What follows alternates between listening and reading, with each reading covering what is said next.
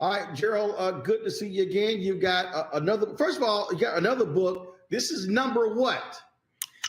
Well, let's say 3 dozen.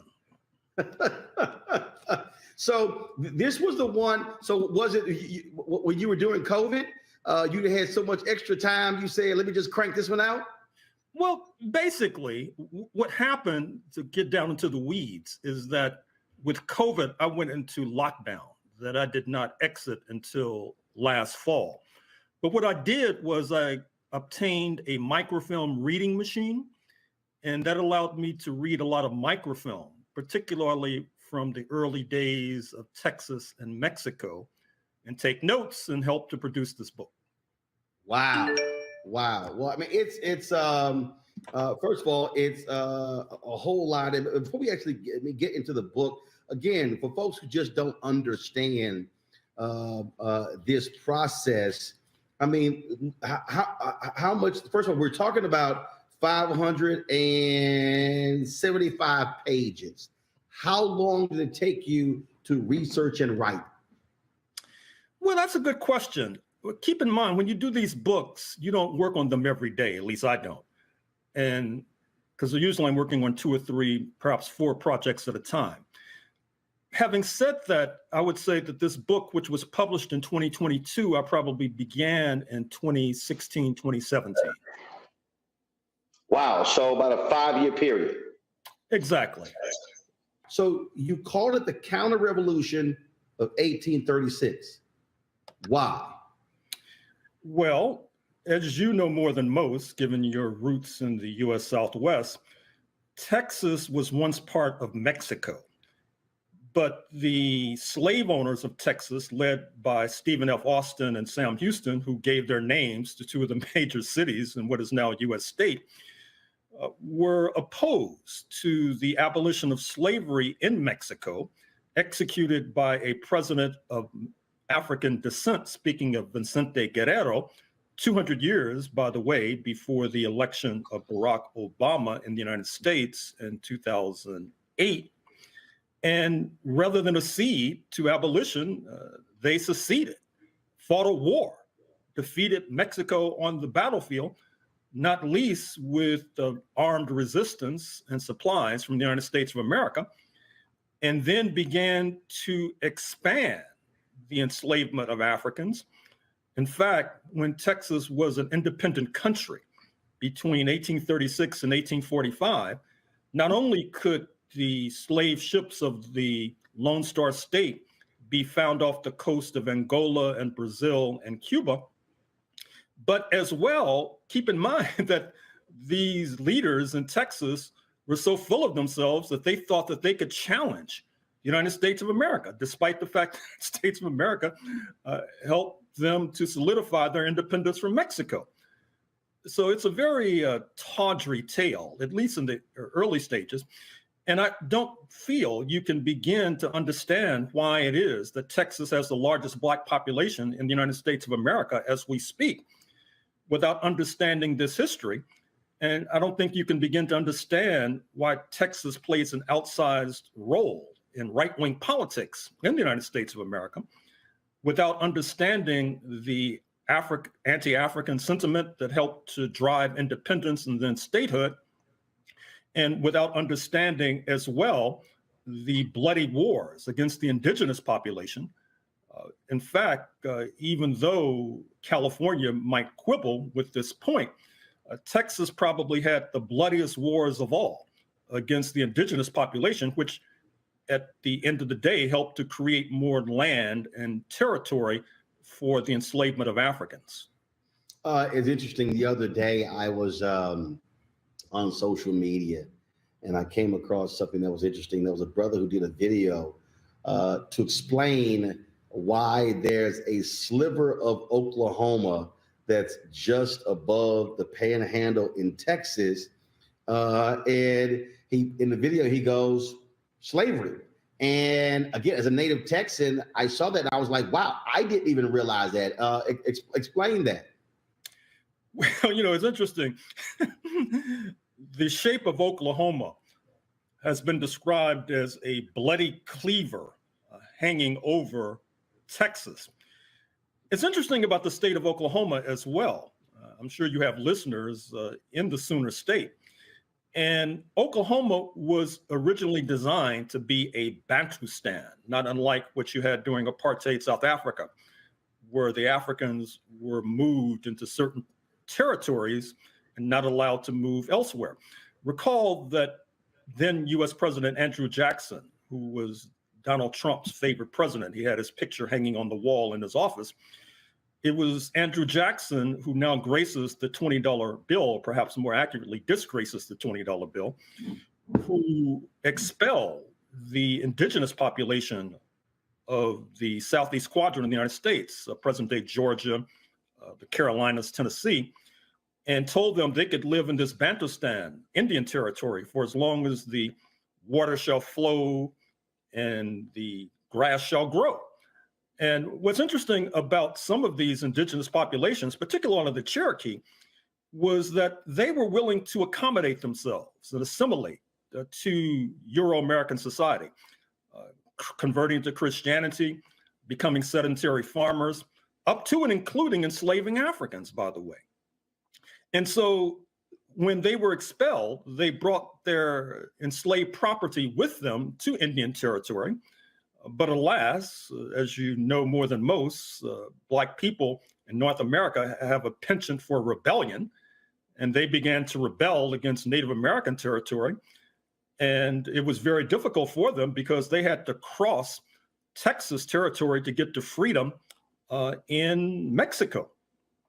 So this is a very troubled history. And once again, I don't think you can begin to understand the rancid conservatism that now persists in Oklahoma and Texas without understanding this history. And by the way, allow me to make a footnote about the Tulsa massacre of 100 odd years ago. I'm sure many in your audience are familiar with what happened in the Greenwood section of Tulsa, Oklahoma, oftentimes described as Black Wall Street.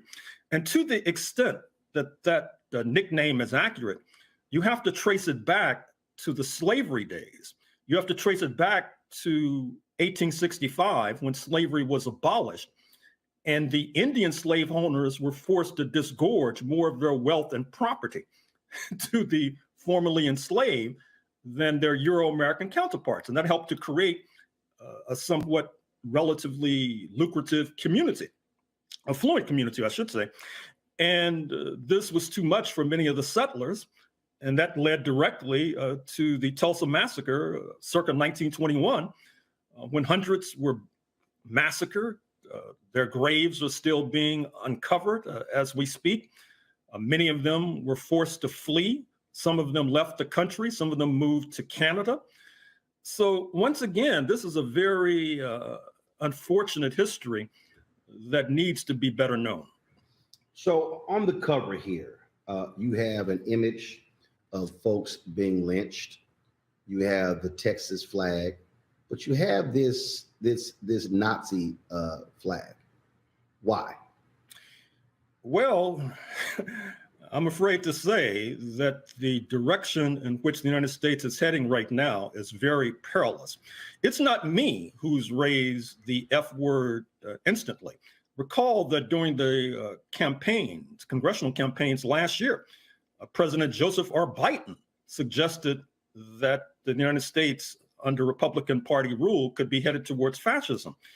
It was the late Secretary of State, Madeleine Albright, who wrote an entire book, Fascism: A Warning, about that. Many leaders, intellectuals are very concerned about this, which could portend the acceleration of already toxic trends, those toxic trends being more Black people on death row, more Black people being subjected to police terror, more Black people treated like Breonna Taylor in Louisville, Kentucky, with the authorities knocking down your door and coming in and killing you. And so what I'm arguing in this book is that to the extent that we are worried about the rise of fascism in the United States, which once again would just be an acceleration of already existing trends, we have to understand that Texas in particular has created fertile soil for the rise of fascism, given the fact that it was a premier state for enslavement. As I talk about in the book, as the so-called Confederate States of America was collapsing, I'm speaking of the states in the Deep South, Virginia, the Carolinas, Georgia, et cetera. Recall that in 1861, they decided to leave the United States because they wanted to enslave Africans forevermore and overthrow the government under Abraham Lincoln and Washington as a result. As their dream was collapsing, you saw that many enslavers began to move en masse to Texas with their property in tow because they felt that Texas had the best chance of surviving and basically continuing slavery.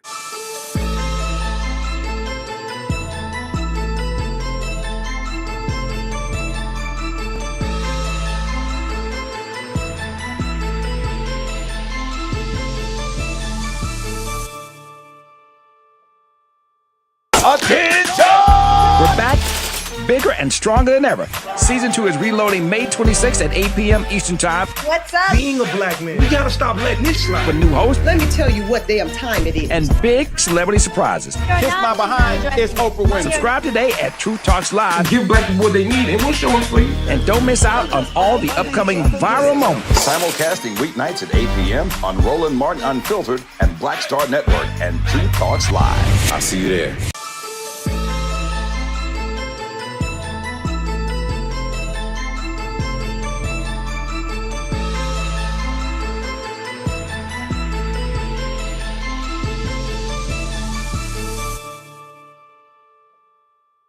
There's a story about Juneteenth that I could tell if we have time that helps to illustrate that point. Yeah, we got time. Okay, well, let me digress for a moment. You know the story about Juneteenth, I'm sure. June 16th, 1865, supposedly General Granger of the U.S. government shows up in Galveston and tells the enslaved Africans, hey, did you people know you were free? Didn't you hear about the Emancipation Proclamation, January 1st, 1863?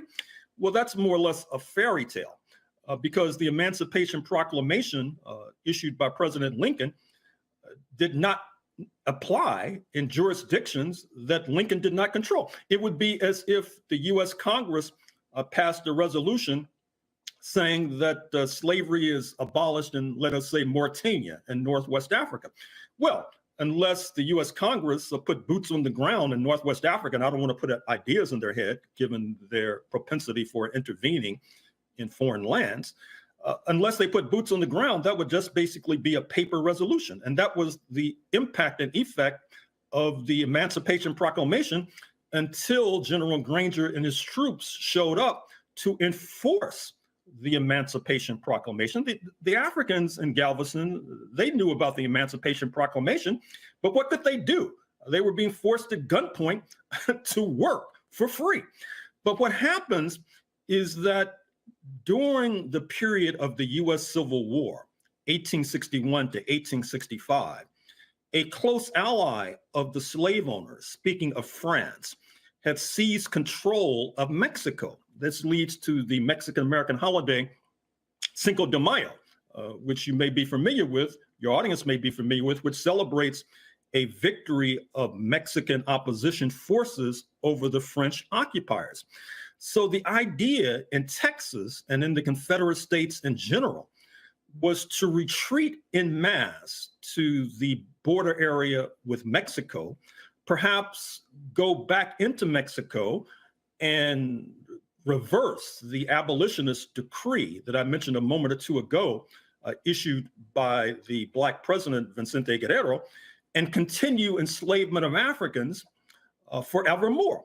But what happens is that the U.S. Army then had a few 100,000 Black men in uniform with guns in their hand.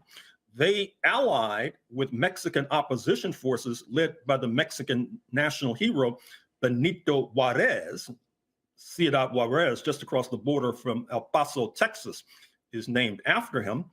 And they helped to crush the French occupiers. And in fact, that helped to crush the idea that slavery would continue in Mexico in league with Texas enslavers and Virginia enslavers and Carolina enslavers. And one could fairly say that the real Juneteenth is June 19th, 1867, when the Black men with guns in hand, allied with Mexicans also with guns in hand, crushed the French occupiers, and not only crushed the French occupiers, but then execute the French leader in Mexico, Maximilian, on June 19th, 1867. And that brings the United States closer to enslavement, more so than the original story of Juneteenth, June 19th, 1865, which we have been fed. What's interesting about that is because when you look at, again, Texas lore, those of us born and raised in Texas, required to have Texas history in the 7th grade, when we're told about the Alamo, and this great story about the fight to save Texas. The Alamo was about slavery. Absolutely. And of course, many of the Euro-American settlers who were, quote, defending, unquote, the Alamo against incursions from Mexican forces were not only enslavers, but in some cases, slave traders.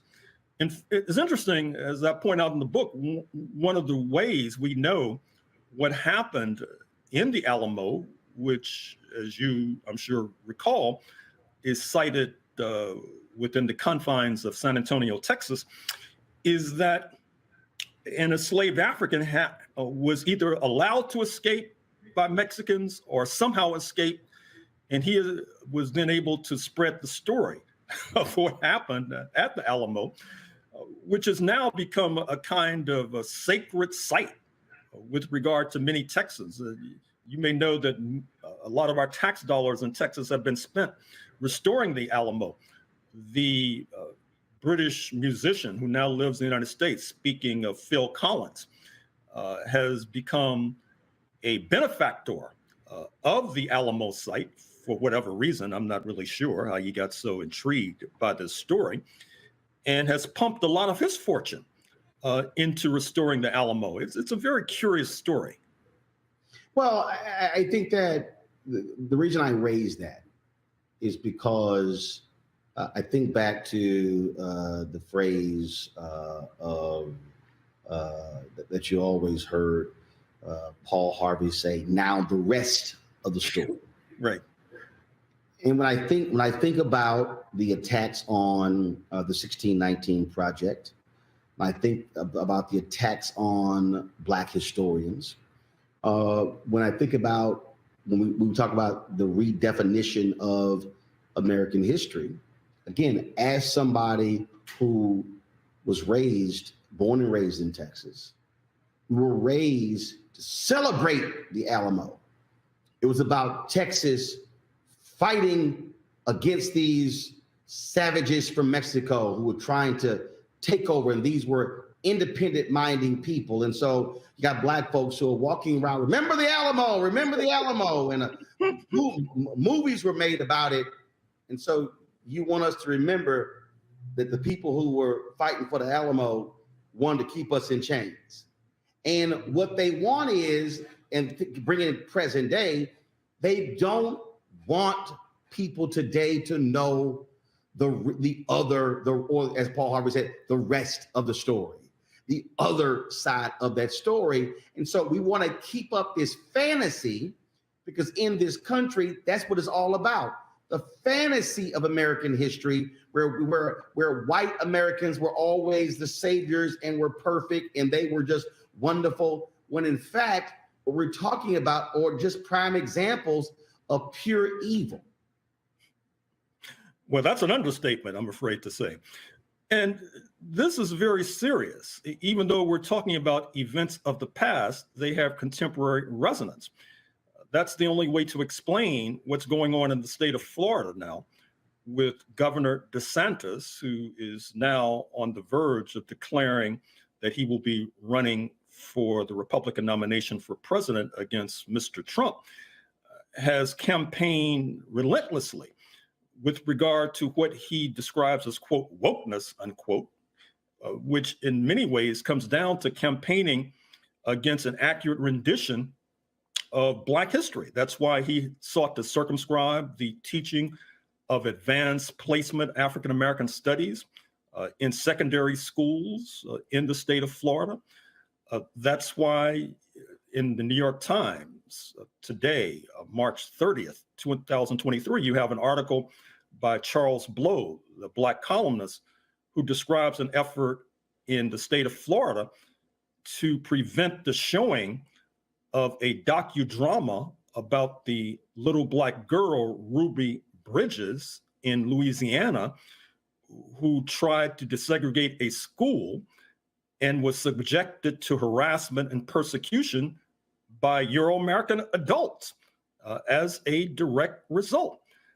That's why in the state of Florida, you have campaigns against novels by the Nobel laureate, the late Black woman writer and creator, Toni Morrison.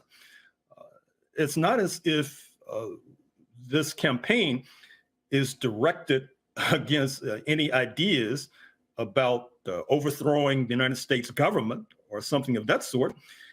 It's just there's a campaign against an accurate rendition of Black history.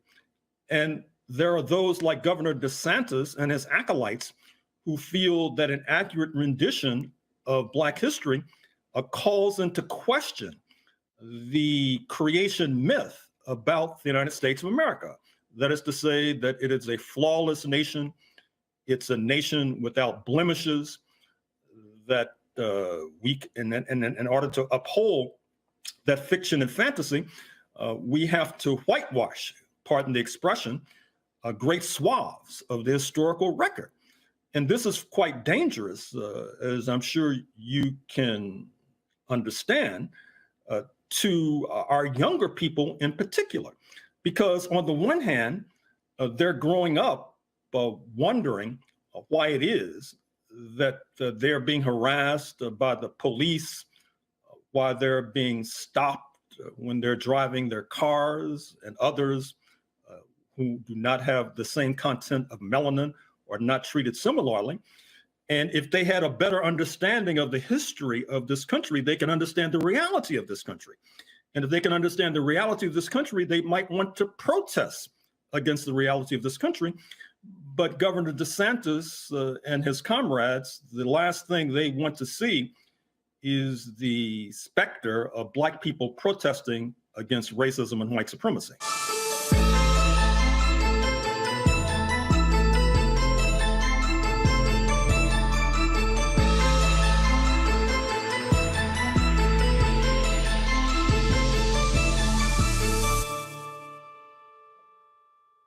Hello, I'm Isaac Hayes III, founder and CEO of Fanbase. Listen to what I'm about to tell you. The window to invest in Fanbase is closing. We've raised over $10.6 million of our $17 million goal. That means there's room for less than 6,370 people to invest in Fanbase for the average amount. The minimum to invest in Fanbase right now is $399. That makes you an owner in Fanbase today. Go to startengine.com/fanbase to invest. Why? Because current social apps have taken advantage of users for far too long, with content suppression, shadow banning, harmful racist content, and no real tools for monetization and equity. Fanbase has over 1.4 million users and counting, allowing anyone to reach all their following and monetize their content from day one. Social media is the new TV, and whoever owns the apps that distribute that content have the opportunity to own potential billion-dollar companies. While big platforms with uncertain futures are failing to serve their users, Fanbase is stepping up to fill the gap. Don't wait until it's too late. Invest now, invest for yourself and your future. Go to startengine.com/fanbase and own the next generation of social media.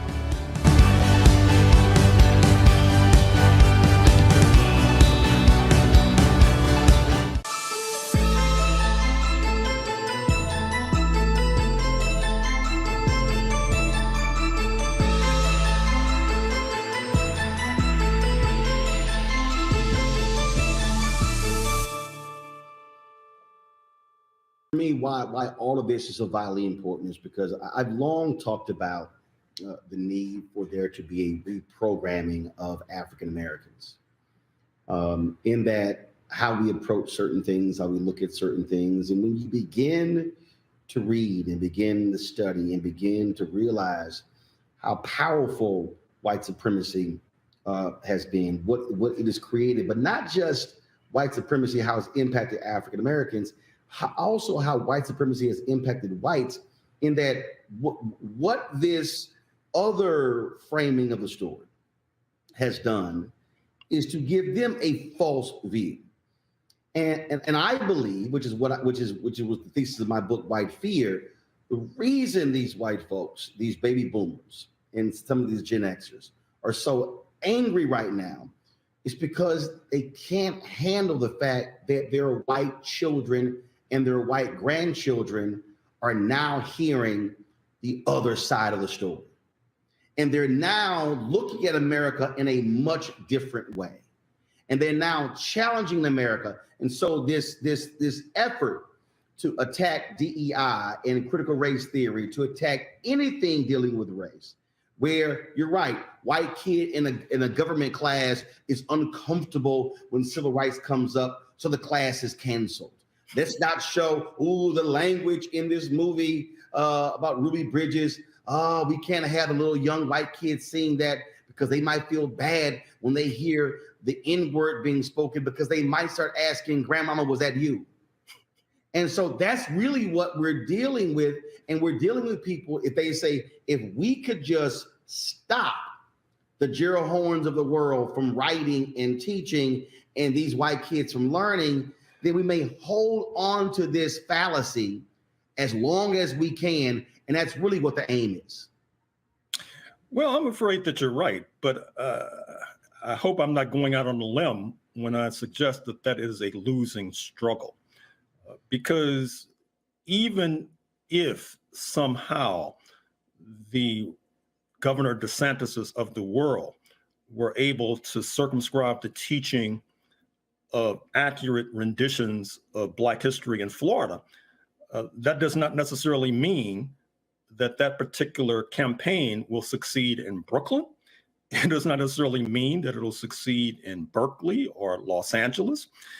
And given that this is one country, which is wired through broadband, it will not be that difficult for the kids in Florida to get stories from Los Angeles, from Berkeley, and from Brooklyn. And another thing, Roland, I'm on the project, and just before we got on this call, I was looking at reports from Ethiopia in the 1920s, where Ethiopia, of course, at that particular time was one of the few sovereign states, along with Liberia, which was basically a neo-colony in a sense of the United States. And Ethiopia was wielding significant diplomatic influence because it was independent and sovereign. It was being courted by Russia, being courted by France, England, Italy, etc. And the leaders were playing off one against another. And the United States was trying to curry favor with Ethiopia. And so they were asking the Ethiopians to send their young people to the United States to study, which the Ethiopians did. But then the young Ethiopians began to complain about Jim Crow and U.S. apartheid, which was worsening the U.S. reputation in Addis Ababa. And so this puts pressure on the United States to move away from that hateful, spiteful system, which ultimately then benefits Black Americans, people like your grandparents and my grandparents. And so once again, in the 21st century, Florida is not an island. It's going to be very difficult for Florida to push through these anti-Black policies, not only in the face of opposition from Berkeley, Brooklyn, and Los Angeles, but also in the face of global opposition from Africans. Now the entire continent virtually is sovereign.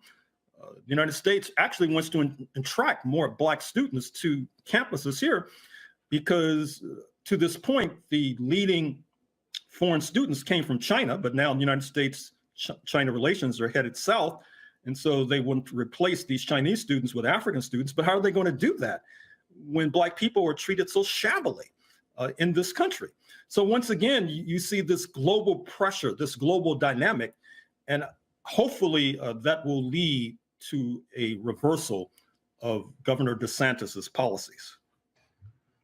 As you were talking, I'm sitting here pulling up various items and how folks are framing different things, describing the Texas Revolution, talking about it was a cause about federalism, it was about freedom, it was about independence. And see, again, those are buzzwords that's very easy to rally around. Yes, we love the idea of being separate and independent and not having Mexican authorities in control of this. But as you laid out, they were abolitionists in Mexico. Mm-hmm. And so you had folks who were angry with that. Just like all these people are just, boy, that Lord have mercy. They really hot at you when you framed the issue with the ending of slavery in Britain as one of the reasons for the American Revolution. And all the historians, oh, absolutely not. It had nothing to do with that. And again, it goes to this denial of the reality of how powerful slavery was. And for the people who who are clueless, it was the principal economic engine of America.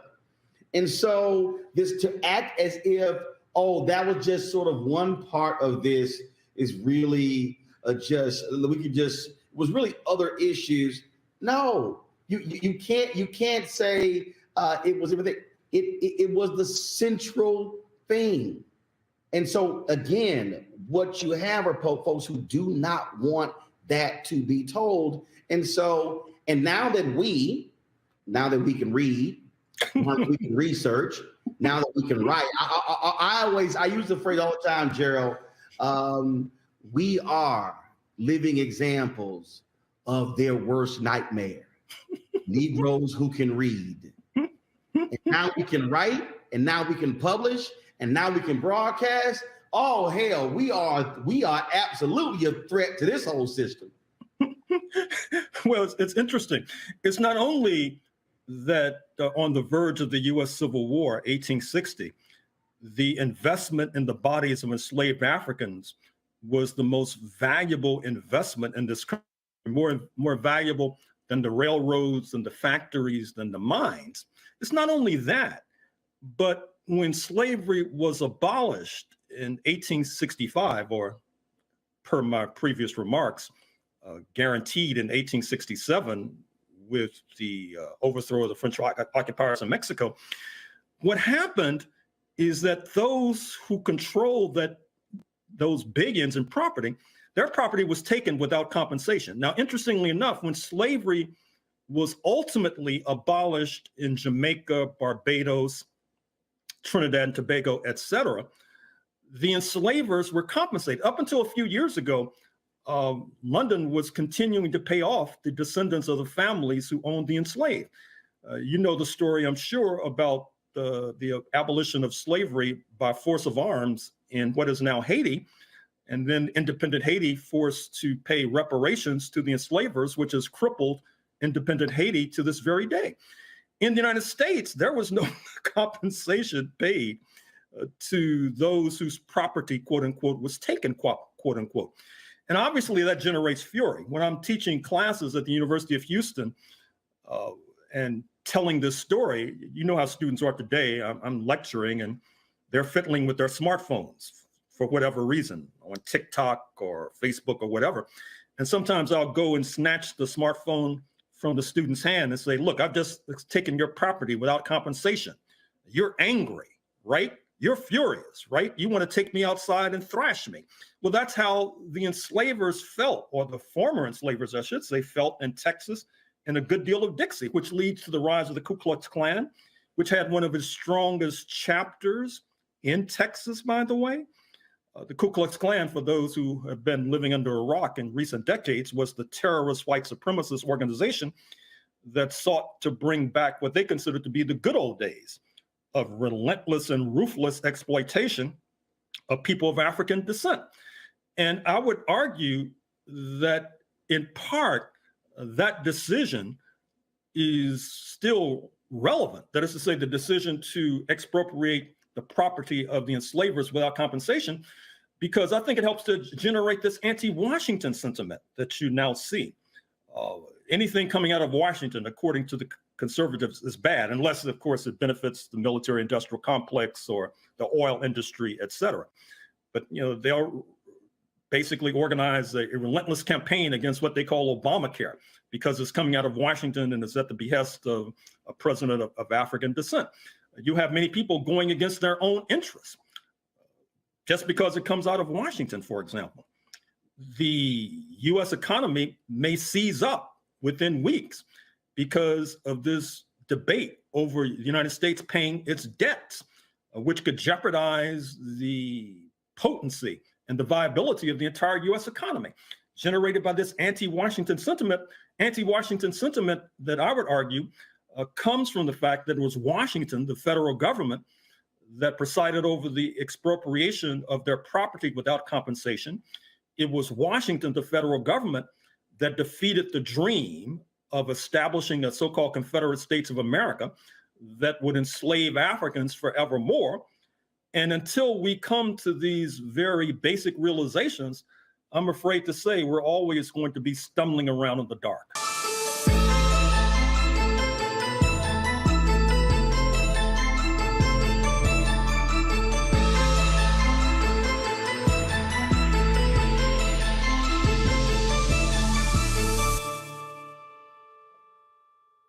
What's up, y'all? Look, Fanbase is more than a platform. It's a movement to empower creators, offering a unique opportunity for everyday people to invest in Black-owned tech, infrastructure, and help shape the future of social media.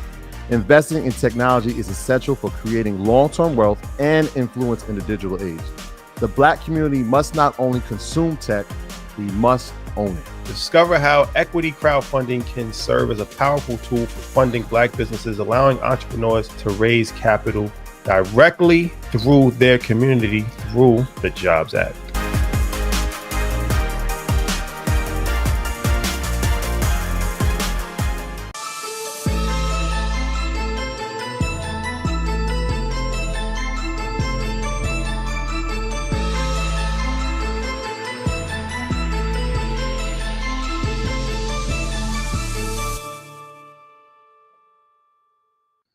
We talk about the Great Compromise of 1877, which ushers in 92 years of Jim Crow.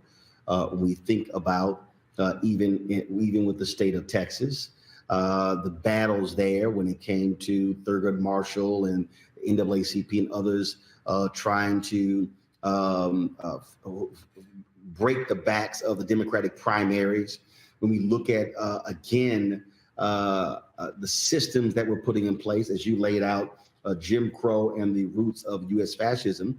I mean, what people just simply refuse to acknowledge is that all of these things, you have to look at present day things and to understand what led up to this, what created this, what put this in place, the boundaries, the living conditions. When you just think back to just the treatment. There's a movie being made about that black brigade of soldiers who got so sick of racism, went on and just started killing white folks in Houston, and very few people even know about that story. And so when you talk about this counter-revolution of 1836, we talk about Juneteenth. I keep reminding people, y'all, the celebration of Juneteenth by Black folks wasn't just about General Granger. It was literally this continual quest for freedom in Texas and in America.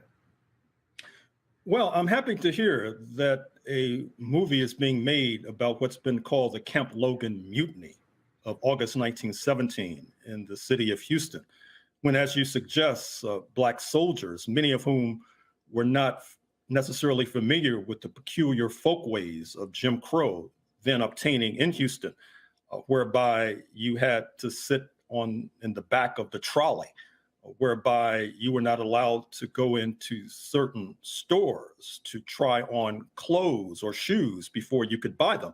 That's one of the reasons why, if you look at old photographs, you'll oftentimes find Black people in ill-fitting garments because they're not allowed to try them on before they buy them. And as a result of what these soldiers perceived in terms of the roughhousing and manhandling of Black women in particular by the Houston Police Department, they decide to run amok, as it was described in the commercial press at that time, and began shooting up the place. And of course, they're eventually subdued, eventually executed en masse.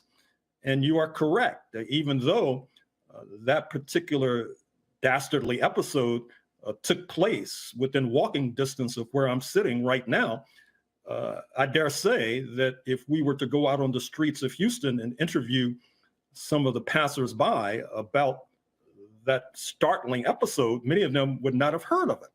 And that's part of the whitewashing of US history, the whitewashing of Black American history.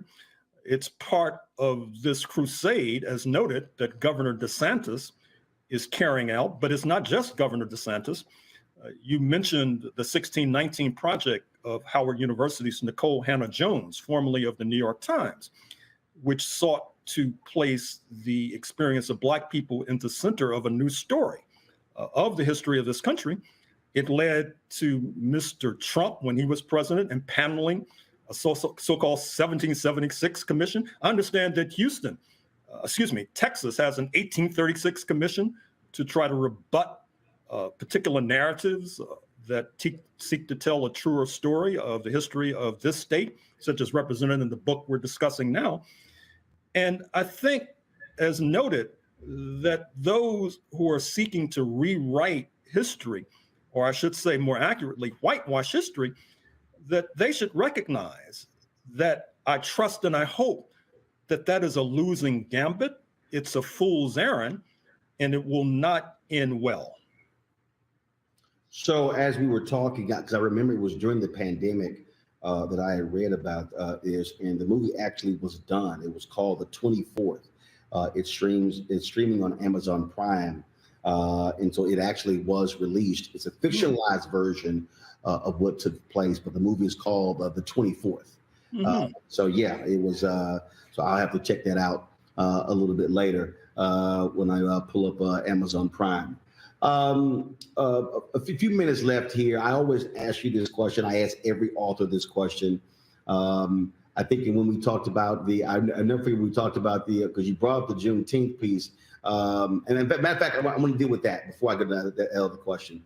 Because when we talked, the previous book about boxing, you told the story that I was even shocked, and you said it blew you away when you found out that when General Granger showed up, he had some brothers with him. Oh, absolutely. Oh, absolutely. As a matter of fact, the Houston Chronicle in 2021, when they were marking Juneteenth, Houston Chronicle, of course, is the major newspaper in this part of Texas. They suggested that with General Granger was a brigade of soldiers, 75% of whom were African descent. And there's another story, too, to show you how Black history works. The French, as you know, continue to be major neo-colonizers in Africa. That was beginning during the time when they seized Mexico. So from their colonial perch in what is today's Chad in Africa, they dispatched hundreds of soldiers across the Atlantic to bolster their collapsing regime. And so you had Black soldiers on both sides of the barricades, Black soldiers with General Granger, with the Washington government seeking to repulse the enslavers. And then you had Africans under the aegis of the French who were fighting them. And what I think that this serves to illustrate is not only that Black history is much more complicated than many would imagine, but also I think it illustrates a deeper point, which is going to be important going forward as world demographics change and as a more sizable percentage of human population becomes of African descent.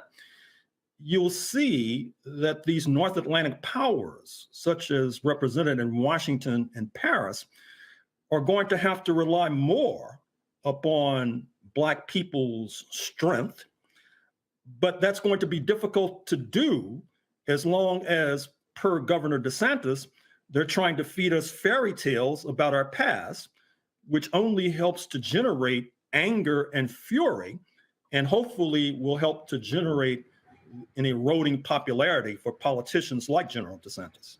Last two questions. First, what do you want someone who is in Texas or someone who's not from Texas, what do you want them to take away from this 500 plus page book? A number of things. One, I want these readers to have a better understanding of how we got to this point, a better understanding that's not grounded and based on fairy tales, but grounded and based on fact. And secondly, per the subtitle of this book, there may be dark days ahead. The kinds of police terror and our disproportionate sighting on death row is horrid. But given what may be around the corner, believe it or not, given what may be around the corner, we may be looking back at March 2023 as the good old days, as the golden days, believe it or not. And therefore, I would want readers to take away knowledge, because knowledge ultimately is power, and power is what we need in order to repel and repulse those who want to drive us deeper into a ditch. And the question I always ask every author, doing all the research, is something that always jumps out, is a wow moment. For this book, what was the wow moment? Well, I've just uttered it. When I found out that there were all these Africans who crossed the Atlantic to fight alongside the French against Black Americans. And in fact, we also know that many of them did not return to what is today's Chad. And so wow. You may have in Mexico, you may have in Southern Texas, Black people who are not products of the African slave trade as we understand it, but who are descendants of these Black soldiers who were fighting on behalf of French occupiers in Mexico. I have to say, I didn't know about that before I stumbled across it. Wow. That's always the amazing thing when one is doing research into our history. And again, and it's the untold history that folks don't realize that is always there. The counter-revolution of 1836, Texas slavery and Jim Crow, and the roots of U.S. fascism. I tell you, Gerald, when I was at the Texas State Capitol, when I saw that big-ass Confederate monument on the Capitol grounds, all I could do was spit on it because there's nothing more shameful than to go to the Texas Capitol. And again, this is you're dealing with today, and you've seen this massive Confederate monument, and they're trying to claim, oh, they were fighting for a just cause. And I'm like, hell no, they were not. Hey, good for you, man. I'm glad to hear that you expended some of your body fluid on that monument. Absolutely. Recorded a video, trashed it, and will forever trash it. Gerald, I appreciate it. Great book. Thanks a lot. Thank you. Good luck.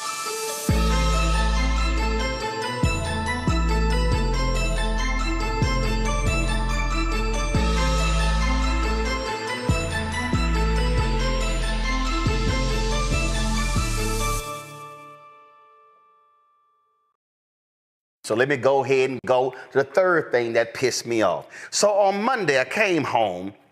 Did I play golf? I played golf on Monday, I think. So I came home, and my wife was watching this this docuseries on the History Channel, and it was called The Frontiersmen, Men Who Built America. So they have a series of these documentaries, The Men Who Built America. They have The Food That Built America. This is a whole series. And so when I saw this, I saw that one of the executive producers was Leonardo DiCaprio. And so I sit down and I happened to walk in as they were talking about how Davy Crockett and Andrew Jackson were at odds and how Davy Crockett lost his bid for Congress. And then they were talking about how that was a play on Davy Crockett, and then how Davy Crockett then moved to Texas and he was walking into a war raging in Texas. Roll this. As Crockett begins to settle in, he realizes Texas is on the verge of rebellion. After years of loose governance, Mexican President Santa Anna suddenly imposes new restrictions on settlers. Now, angry Texans... Santa Anna, he imposes new restrictions on settlers.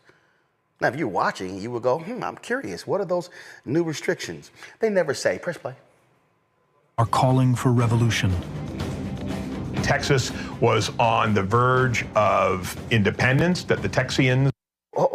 He says, Texas were on the verge of independence. Okay, go ahead, roll it. Go ahead, roll it. As they were called, were going to try to become independent from Mexico, and there would be possibility as land and political opportunity. In response, Santa Anna sends 500 troops to confiscate weapons and quell unrest. When Texans refuse to give in, he makes plans to retaliate. Santa Anna is training an army in San Luis Potosí to march against Texas. Santa Anna did not think that this was a local insurgency. He was absolutely convinced the United States was involved. And so that's why the Mexican government was so determined to put down this revolt. Crockett arrives in Texas at the same time as news of Santa Anna's counterattack. When Crockett had gone to Texas was really just meant to be an extended hunting expedition and land scout, and he bumbles right into a war for independence.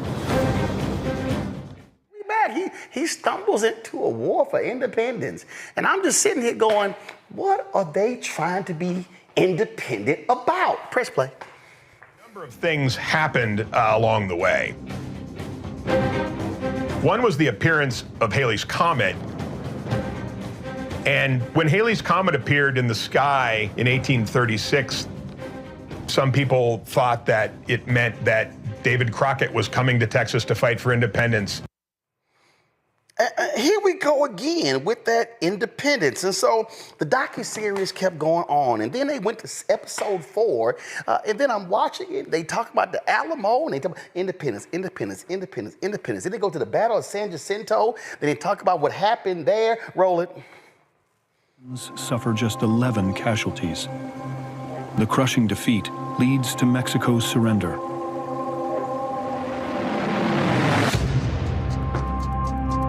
And Texas finally wins independence.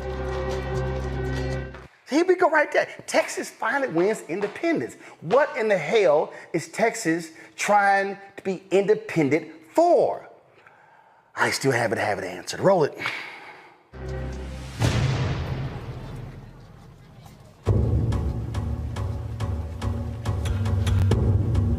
Back in Washington, D.C., Jackson welcomes the news. He's dreamed of Texas joining the U.S. for years, but the future of Texas is caught in the growing debate over slavery. Congress wasn't willing to go along with annexation because Texas would enter the Union with slavery. And the... Oh my God! We finally hear the word slavery. Press play. The addition of Texas would tip the balance in the Senate in favor of the pro-slavery side.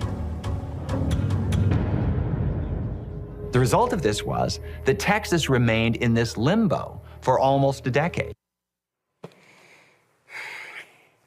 See, the problem is, I think I know what the problem is.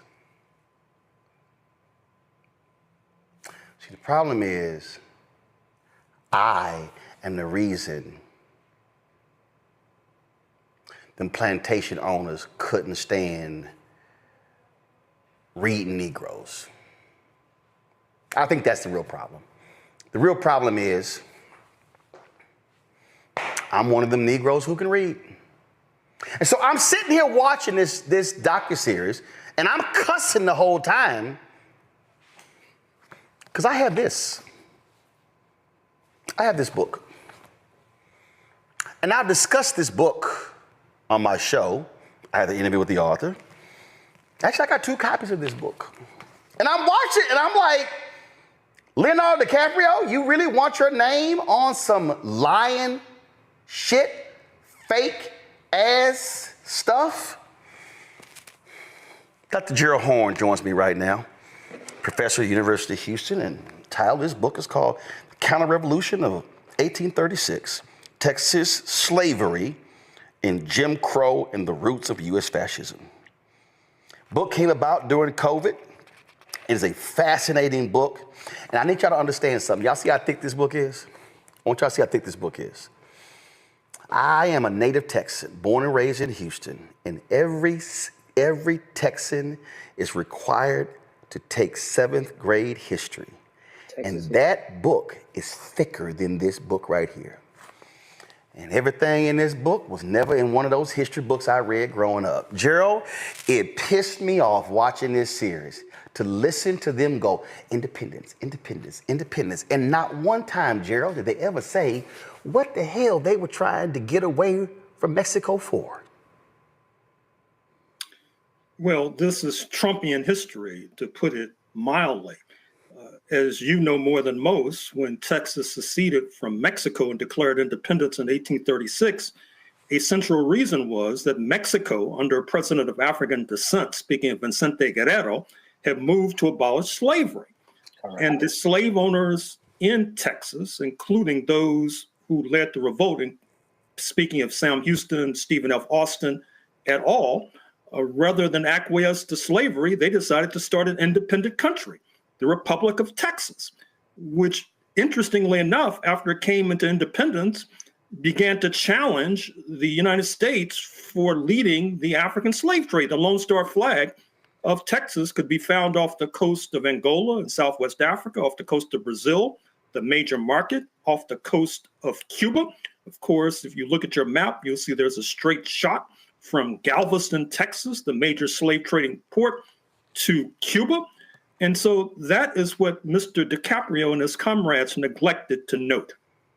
And Gerald, you lay out in the book, the reason they hated Mexico so much, because there was literally another country that was an abolitionist country bordering the fledgling United States of America. Well, more than that, when Mexico comes into independence, it also allies with revolutionary Haiti. Abolitionist Haiti, as you know, came into independence as the first Black republic in 1804 and instantaneously began to put pressure on the slave trading powers, including the United States. And then when Texas seceded from Mexico, Haiti had reason to then put pressure on Texas in league with Mexico. And that too outraged the enslavers of Texas, because they thought this was mighty audacious for the Black rulers of Mexico and Haiti to be aligning. And then, of course, they were plotting, speaking of Mexico and Haiti, to invade Spanish-ruled Cuba and liberate the Africans there from enslavement. So they thought that the Mexicans and the Haitians had gotten too big for their britches, and that led to the secession from Mexico by Stephen F. Austin and Sam Houston and the so-called Texians. I am not one who believes that you or I have to be in every document, in every sort of thing. But I just found it interesting, Gerald, watching this, and I've seen many of these, and I'm like, wow, all of these historians you talk to, and none of them are Black, and you're having all of these people sharing their thoughts about Texas independence, and nobody utters slavery. Well, it's even worse because, as you know, the 2020 census showed that Texas has the largest Black population in the United States of America. And in fact, the Texas Black population has been in the vanguard of struggle, as you know more than most, for decades. And so it's a slap in the face of Roland Martin and other Black Houstonians to put this kind of tripe and trash on the airwaves. And it also, it also has to be, and you're used to it, being a historian, it also has to be offensive that the History Channel, which really should be called the His Story Channel, is presenting these docuseries and offering them up as and this is for the generation of people that don't read, offering this up as somehow, no, this is the stuff you don't know about. So people watch this and they walk away from this and go, I never knew those things. So now what they are doing, which you talked about being Trumpian, they can't stand folks like you because really let's keep telling that white his story and keep advancing that. Douglas Blackman, Pulitzer Prize winning author, a white journalist out of Atlanta. Douglas is a great guy. He was responding to my post because I put it on LinkedIn, which led to us booking you. He said, I haven't seen this series, but Roland Martin's anger and exasperation is dead on about how pop history and pop culture continue to, quote, teach millions of people versions of our history that are simply false, factually wrong, fabricated, empirically disproven. The most nauseating part is how these fictions and perversions of truth are now so often presented with the tools and forms of documentary film and published works that, quote, look authoritative and are effectively endorsed by legitimate networks and publishers we once might have trusted. Well, as you know, it's wholly consistent with the White House's attack on DEI, diversity, equity, inclusion, which is shorthand for attack on affirmative action, which is shorthand further for purging Black people from the historical landscape. It's consistent with the attempts to smother the Smithsonian's National African American Museum in Washington, D.C. It's consistent with what's being debated at the state legislature in Austin as we speak, so-called SB 37, which if it comes into law, will lead to a routing of African American studies departments, Black studies departments, Africana studies departments. They're attempting to poison the minds of our youth to make them enlist willingly in the Trump crusade against Black people. And again, what happens with these networks, again, for the people who are not going to read your 400 or 500 pages, it's like, oh, I can sit here and I can now just get all of this stuff in one nice place, prepackaged, looks great, tells us, sounds convincing. And what it is promoting a flat out lie. It is not being fully accurate. It is what this series is doing. It is portraying these white men, these frontiersmen, the ones who were rugged, who were fighting these savages, those Indians, who were just trying to get a land, and they were just trying to live the American dream. Never use the word stolen, never use the word genocide as you properly use when you describe, even in your introduction, that it was genocide that was being committed against Native Americans. Indeed. I've studied United States history from the Atlantic to the Pacific. And I must say that when you look at the history of Texas, what leaps out at you is the fighting spirit and the militancy of the indigenous, particularly the Comanches. And what's remarkable is that approximately 200 years ago, they were ruling Texas. And today, it's difficult to find one person in Texas of Comanche descent. You would think that some might pose the question, what happened to the Comanches? What happened to the Apaches? What happened to these Native Americans who were ruling the plains not so long ago and now cannot be found? When I look at this here, when I look at, let me pull this up because I'm going to go questions my panel. So panel, y'all get ready. I am on imdb.com right now. And it lists the stars of the documentary. It lists all of the people involved, the writers, and I'm just sorry. I believe in naming and claiming it. John Ealer is a director. Johnny St. Hours is a director. The writers: Brian Burstein, Zachary Herman, Jeremiah Murphy, Jordan Rosenblum, Peter Sherman, Stephen David, Tim W. Kelly, Yoshi. Let's see here. Yoshi Stone, Adam Jones Siegler for dialogue. They're listed as the writers, and you see the cast here. My wife made this observation. She says, "My God, I'm watching this thing, and I don't see nobody black in this docuseries at all." Oh, that was there's one brother who played Pompey. But this is what I think is important.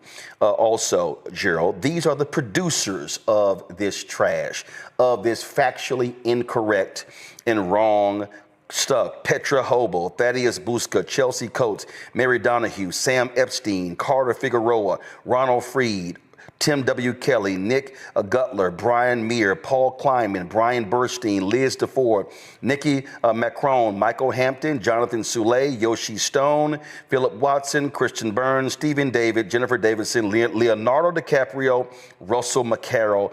Those are executive producers. Now, again, some of these folks participated in some of this series from, you see, 2017, 2018. These are cinematographers. These are editors. This is casting. This is production designer, art director, costume designer, makeup, production manager, everything that goes along with it. The reason all of this is important, Gerald, is because these are the people who are responsible for producing the docuseries, and the History Channel has an obligation that before you air some crap like this, that it needs to be factually correct.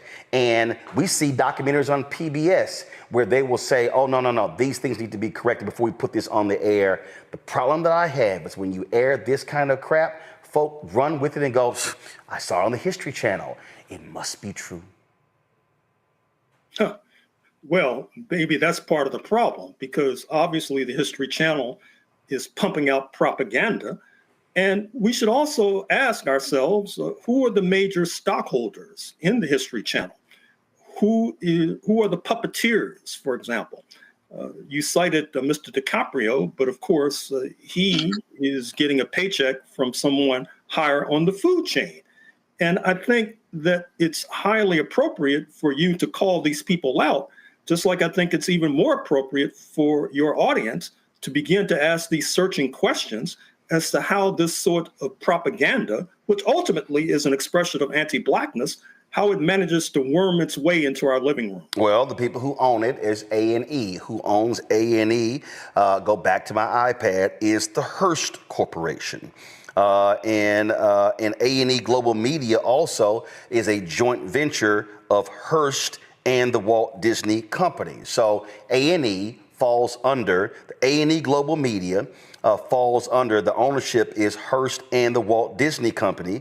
And so the History Channel is one of the networks that fall underneath that. So the question that we should be asking specifically, I say, definitely are to the producers and the writers and the researchers, because they're doing the docuseries. Then it is airing on the History Channel. So who are the execs in charge of that particular show? And now you go to the owners of the History Channel, which is A&E Global, and that is the Hearst Corporation and the Walt Disney Company. Questions from the panel. I'll start with Michael first. Hey, Gerald, good to see you again. Right on. All right. When we deal with this history, and I teach about Texas independence also, when we talk about the Texas Rangers starting about 1835, 1836, part of their duty was also capturing runaway slaves as well. Okay. Can you talk some about that history also? And we know, I'm glad you mentioned Vicente Guerrero, the second president of Mexico, who was Afro-Latino, former slave, because he abolished slavery in Mexico in 1829.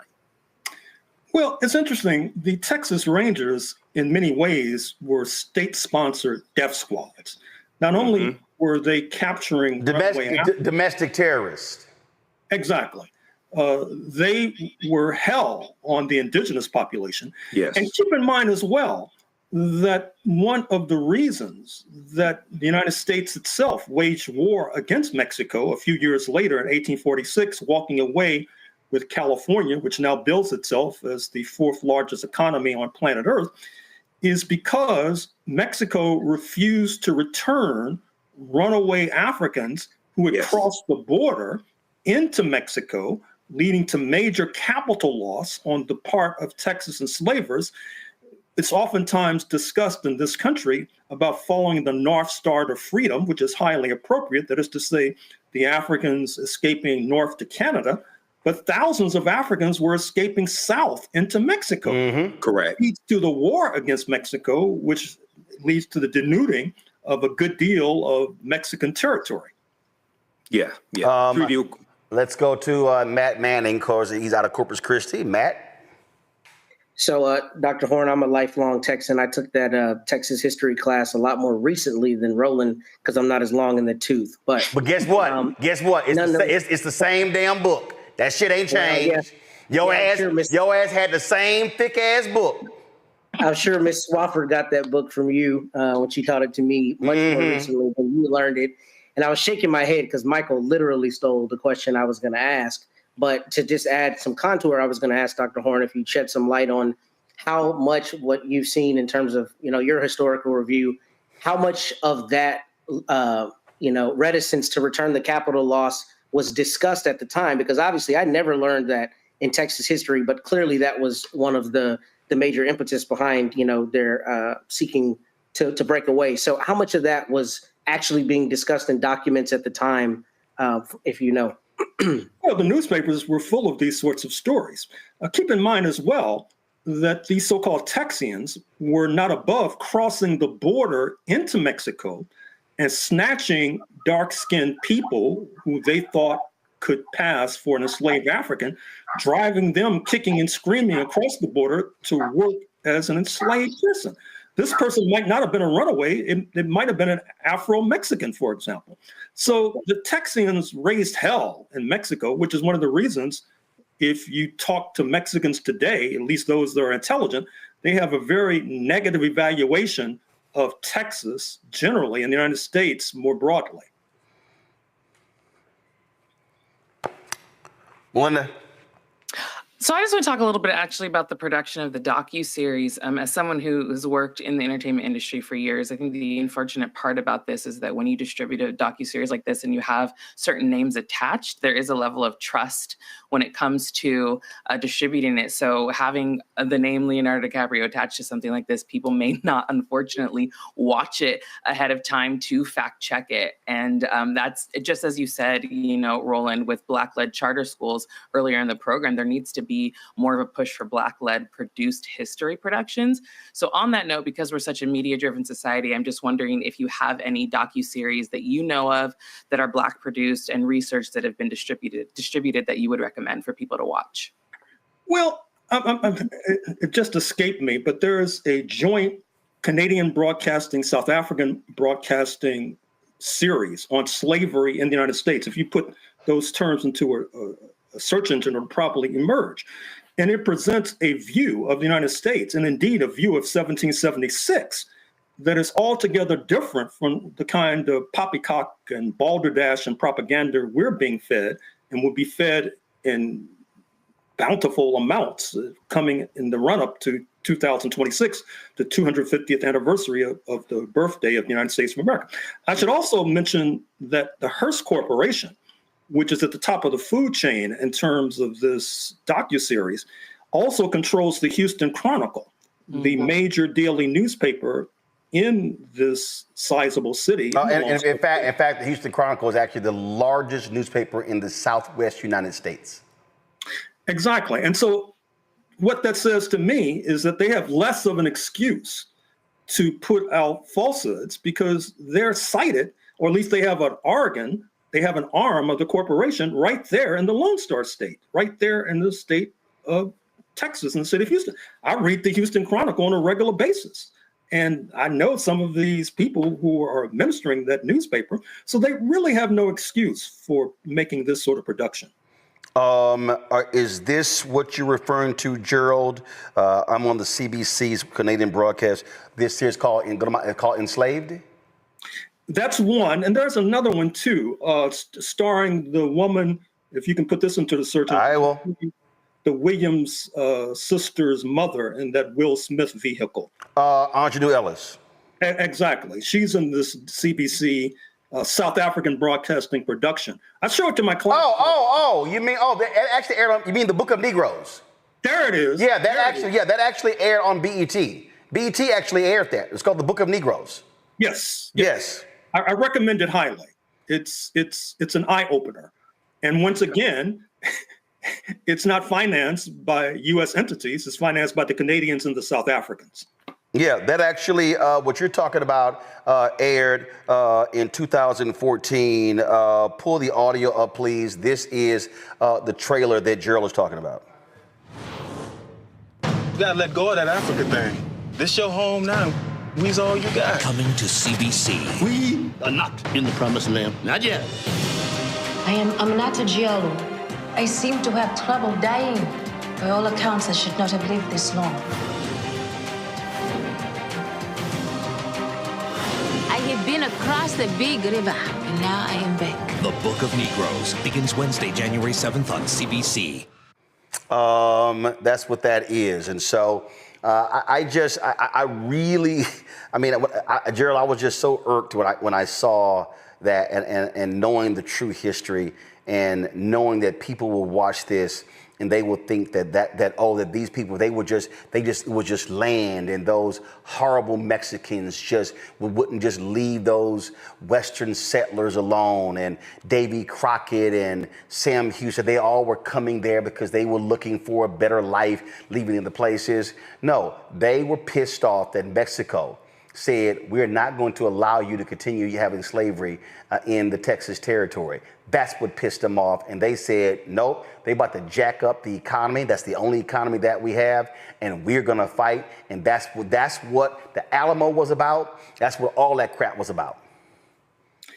And that's what Sandra Bland was about. Recall that a few years ago in Prairie View, Texas, this Black woman wound up dead as a result of an unfortunate encounter with the authorities in that suburb, if you like, of Houston, Texas. George Floyd, not coincidentally, also has roots in the Lone Star State as well. Yeah, with the same high school I did, Jack Yates High School.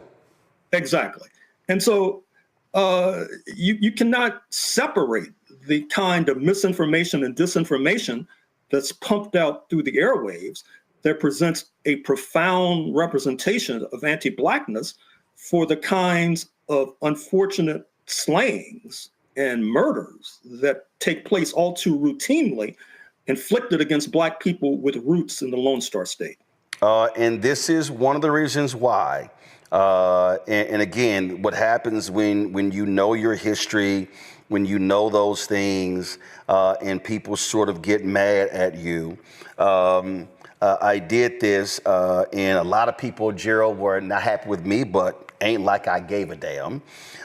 When Rick Perry was the governor of Texas, he felt that when Texas A&M joined the Southeastern Conference, that there needed to be something, some trophy or something that was awarded to whoever won the annual game between Texas A&M and the University of South Carolina. So then they settled upon something called the Bonham Trophy. And so this says, few have ever heard of this. And so this is the trophy right here. And you see the Bonham Trophy. Well, a couple of years ago, I was watching the game, and it was on ESPN. They were talking about, hey, where's this trophy? Who had it? Who has it? Where can we find it? Didn't quite understand it.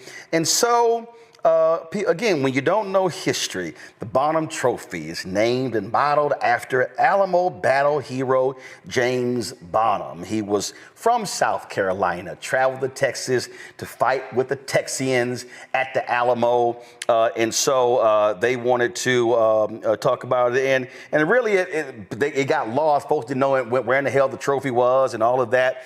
And I actually did a video early on this, and I said to any Texas A&M player and South Carolina player, especially if you black, if your ass holds this trophy up, you are holding up a Confederate monument, because anybody who was fighting at the Alamo against Santa Anna's troops, those people were fighting to continue slavery in Texas.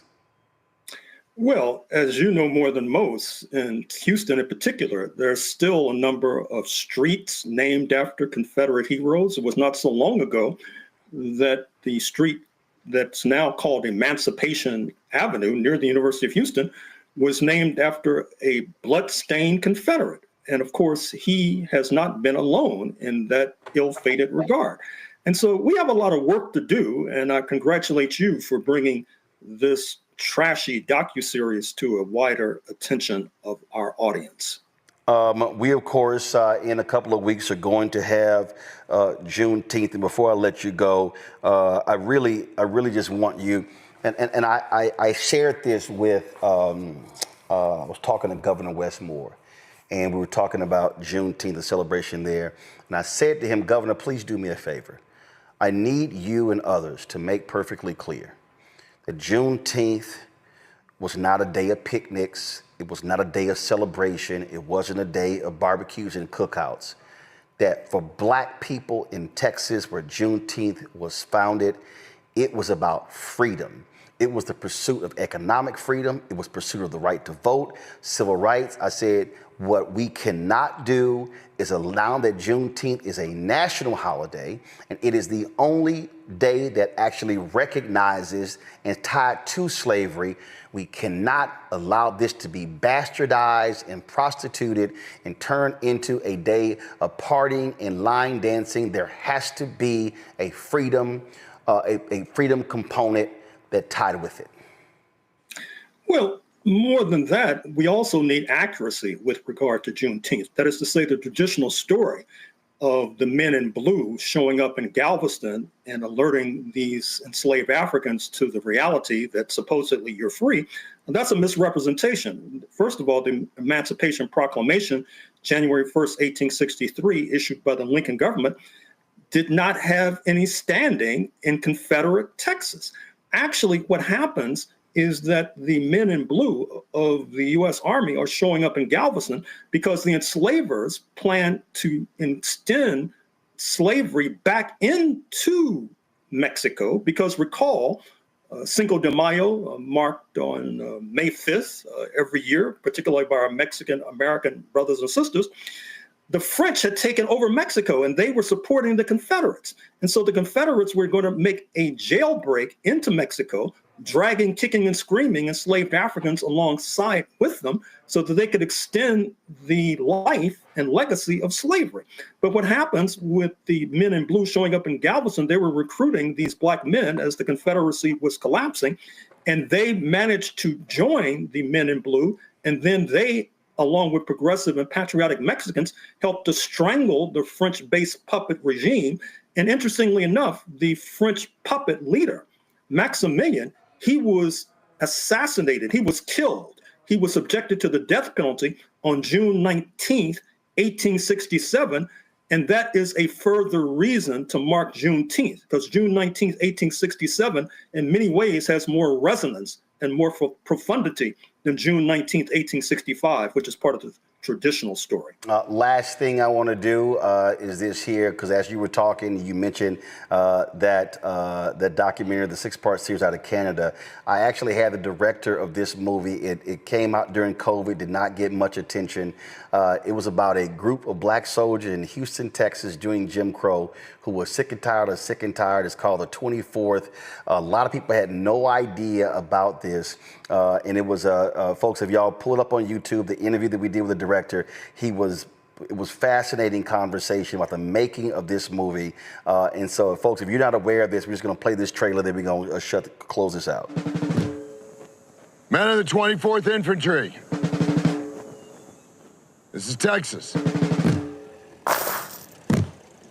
And we have a great opportunity here. Legacy, if proven worthy, will carry us all the way to the shores of France. Things are a little different down here in the South. I will expect you men to obey the racial code. Yes, sir.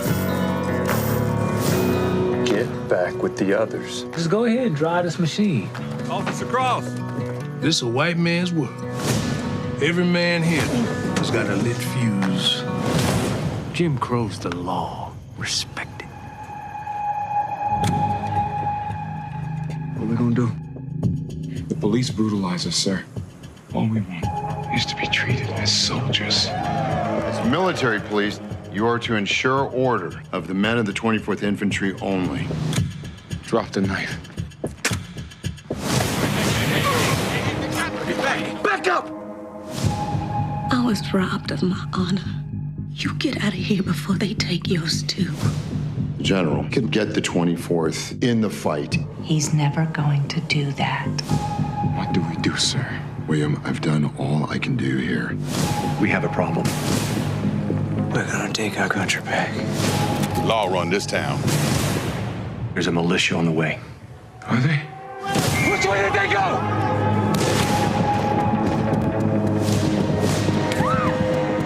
Keep pushing people down.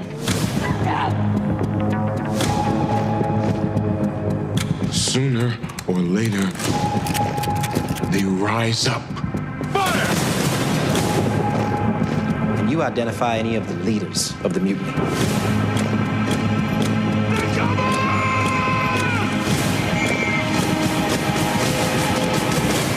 When I aimed the gun,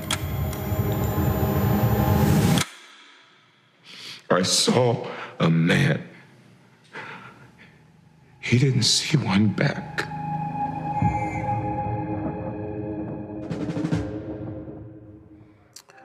That was a black director, black writers, and again, our stories are important. Folks, it's always great to have Gerald. I can say this, I ain't got a problem saying it. I know, Michael, I know you had him on the show, but I think I probably have sold more Gerald Horn books than anybody else. Every time Gerald got a book, he's on the show. He's a prolific writer, an amazing historian, and so I ain't got no problem helping to put coins in Gerald's pockets. Y'all, I'm telling y'all, get this book.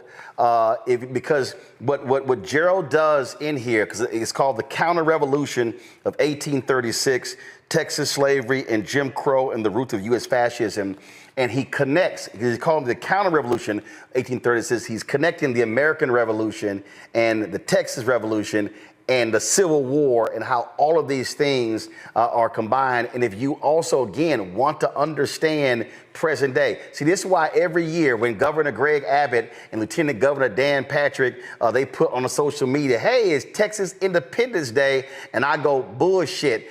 This is Texas Continuing Slavery Day. And the reason I call that trophy out, I need black people to stop walking around and unknowingly celebrating Confederate history. And we have been indoctrinated with his story, and that's why that History Channel thing is trash. I have hit somebody in Hollywood who knows DiCaprio. I said, send this to him. I will absolutely send it to the folks at A&E, send it to the folks at Hearst in Disney. Matter of fact, I think Hearst, I think I know a sister who's an executive there, but we can't be silent when this trash is presented that distorts American history, because that's what these people want to do. They don't want Gerald Horn's books in libraries, in schools. They don't want other black authors because they want to continue to perpetuate the lie of American history. Gerald, final word. Well, once again, I take my hat off to you. I salute Roland Martin, Unfiltered. You're doing a bang-up job. I wish that you would issue an IPO? Because I would certainly invest. Well, that's something that we are, trust me, moving towards. We're just methodically building the network, the shows that we're adding. Y'all, this book is called The Counter-Revolution of 1836. Go ahead and pull up Texas Slavery and Jim Crow and the Roots of U.S. Fascism. Absolutely fascinating history of this country. Dr. Gerald Horn, always great to see you, my brother. Right on. Good luck to you. Thank you very much. Hello, I'm Isaac Hayes III, founder and CEO of Fanbase. Listen to what I'm about to tell you. The window to invest in Fanbase is closing. We've raised over $10.6 million of our $17 million goal. That means there's room for less than 6,370 people to invest in Fanbase for the average amount. The minimum to invest in Fanbase right now is $399. That makes you an owner in Fanbase today. Go to startengine.com/fanbase to invest. Why?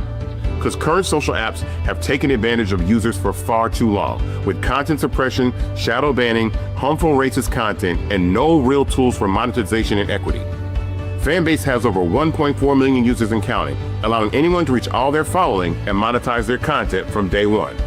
Social media is the new TV, and whoever owns the apps that distribute that content have the opportunity to own potential billion-dollar companies.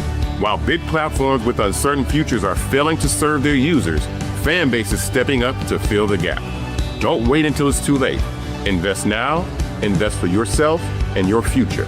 Go to startengine.com/fanbase and own the next generation of social media.